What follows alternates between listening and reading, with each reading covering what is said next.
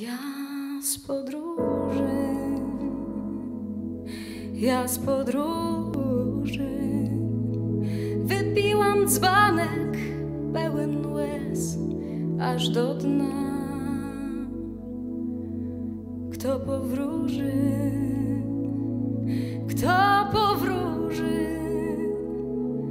kto powie, ile potrwa świat i ja. Ty nie mów do mnie w romantycznej walucie, ty bardziej praktycznie do mnie mów, bo chwilowo jesteś jak ta dziura w bucie, że szkoda dla ciebie mi słów. Ty nie myśl, że dasz mi abonament na szczęście, że skruszysz z ciała mego lód. Ja nie mam ochoty do tego zamejścia, no chyba że zdarzy się cud. Bo jak zrozumieć na przykład żonę, która w chwili drobnej kłótni, niesiona emocjami, rzuca mężowi w twarz pytanie: czy ty mnie jeszcze kochasz, czy to już tylko miłość? A ja jestem właśnie taka i takiego mam chłopaka, trochę prosty, trochę krzywy, nieszczęśliwy i szczęśliwy. Z nim nie byłoby mi źle, gdyby kochał tylko mnie. Oj, dobrze byłoby, poduchy i puch, byłoby nam miło, policzmy do 2.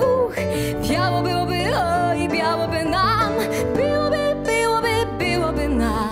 Dobrze byłoby, poduchy i puch, byłoby nam miło, policzmy do 2. Biało byłoby, oj, białoby nam, byłoby nam. Na szczęście w ciemnych zaułkach naszych miast stoją zawsze latarnia i policjant. Latarnia jest po to, byśmy czuli się bezpieczni.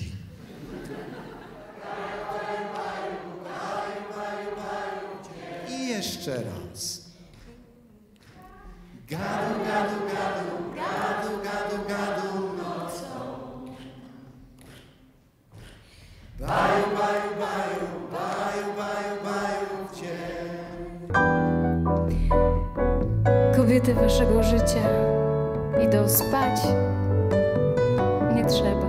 Nie trzeba ich kochać wcale, ale dobranoc, panowie, dobranoc. Obrączki na szczęście pchły na noc. Dobranoc, panowie. Ta noc niech wam